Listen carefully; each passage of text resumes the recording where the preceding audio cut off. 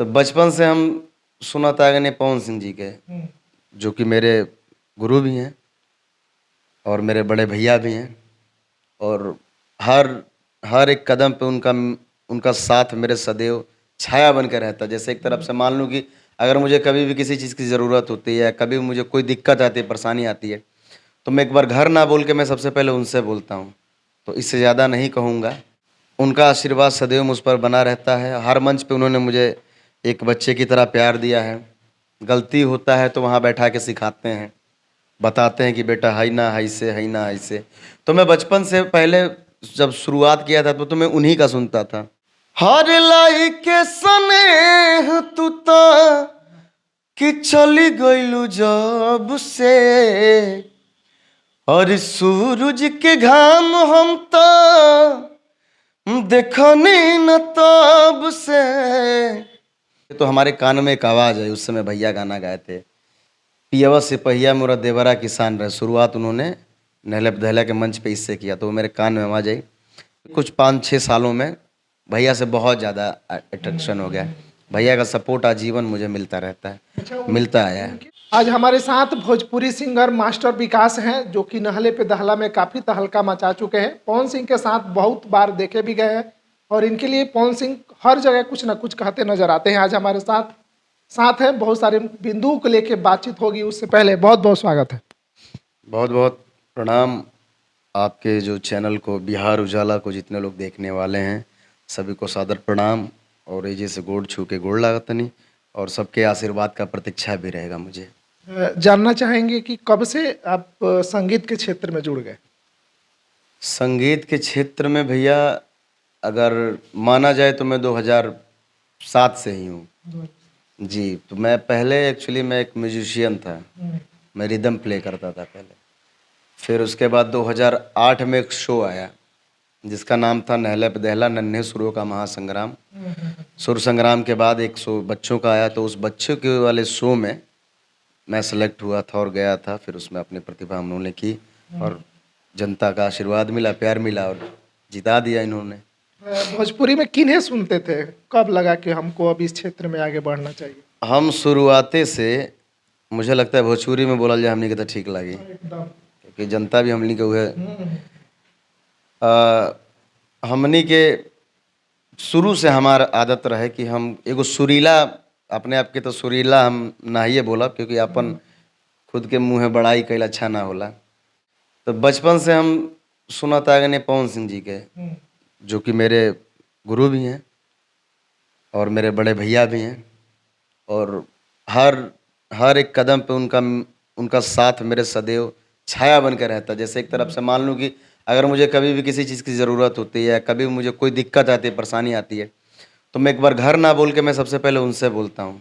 तो इससे ज़्यादा नहीं कहूँगा। उनका आशीर्वाद सदैव मुझ पर बना रहता है। हर मंच पे उन्होंने मुझे एक बच्चे की तरह प्यार दिया है। गलती होता है तो वहाँ बैठा के सिखाते हैं, बताते हैं कि बेटा है ना ऐसे, है ना ऐसे। तो मैं बचपन से पहले जब शुरुआत किया था तो मैं उन्हीं का सुनता था। एक भैया का बहुत पुराना गाना आया था, सनहिया लगावल, सैड सॉन्ग आया था। काफी लोग डिमांड भी करता है जहाँ भी जाते हैं कि एक बार हो जाए वो गाना। पवन की सच्चाई में भैया का एल्बम था, उसको मैं सुनते सुनते सुनते सुनते सुनते सुनते उस गाने को मैं बड़ी सुनता था। और मैंने उतना समझ ना रहा उस समय कि गायकी का होला चाहे संगीत का होला, शुरुआत रहा अब। बट धीरे धीरे जब समझ में आई तो भैया का मैं सुनते आया, शुरू से सुनते आया हूँ, आज भी सुनता हूँ और जब तक वो गाएंगे तब तक सुनेंगे। तो उनका ये वाला गाना एक हो जाए। हाँ, हर लाई के स्नेह तू तो कि चली गईलू जब से, और सूरज के घाम हम तो देखनी न तब से। बाकी असरा धरावल बहुत बात नहीं खे, असरा धरावल बहुत बात नहीं खे, और असरा पुरावल बहुत बात होला। केहू के रोआवल बहुत बात नहीं खे और रोआ के हंसावल बहुत बात होला।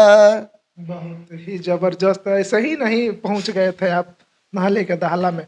अच्छा, जब पहुंचे वहां पे पवन सिंह को सुनते थे, जब वो जज बन के आए आपके सामने, जब आप देखे तो क्या कुछ रिएक्शन था उस टाइम आपका? जब हम उनको फर्स्ट टाइम देखे थे तो मंच पे देखे थे तो हम लोगों को बड़ा उत्सुकता थी। हम लोग अपने ड्रेस रूम में, जो शो का कॉस्ट्यूम रूम था, उसमें हम तो हमारे कान में एक आवाज़ है। उस समय भैया गाना गाए थे, पियवा सिपहिया मोरा देवरा किसान रहे। शुरुआत उन्होंने नहले दहला के मंच पे इससे किया, तो वो मेरे कान में आवाज़ आई।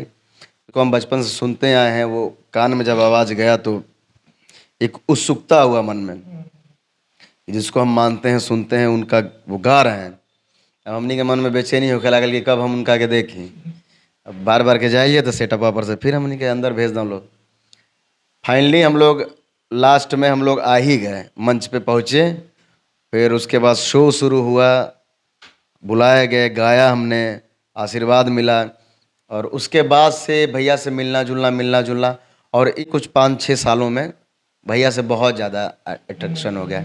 भैया का सपोर्ट आजीवन मुझे मिलता रहता है, मिलता आया है। हमारा बोला गया था जब आप नाले पे दाला पे थे तो कि ये मंच था, ये इन लोगों का था, नहीं तो हम कुछ और भी करते। तो क्या कुछ बोल रहे थे, हम चाहेंगे थोड़ा सा एक बार सुनाएं।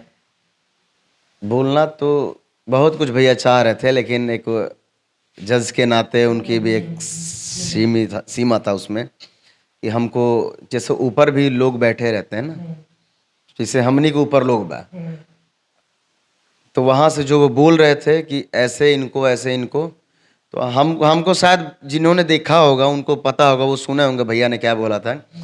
तो अब वो बोले हैं तो फिर कुछ अच्छा ही बोले होंगे, कुछ सोच समझ के ही बोले होंगे, उसमें ज़्यादा बोलना शायद उचित नहीं होगा। क्योंकि उन्होंने जो बोला है, हम बोल दे तो बाद में कई लोग, चैनल के लोग इहो बोले कि कंट्रोवर्सी खातिर इतनी करा था। हमारा ये कंट्रोवर्सी में हमारा कोनो इंटरेस्ट ना है। मैं तो खुद ही एक ऐसे इंसान के साथ रहता हूँ कि जो जीवन भर आजीवन कंट्रोवर्सी में ही चला आया है। लोग उनको बोल के कंट्रोवर्सी में आ जाते हैं, तो हमको इस चीज़ का वो नहीं है।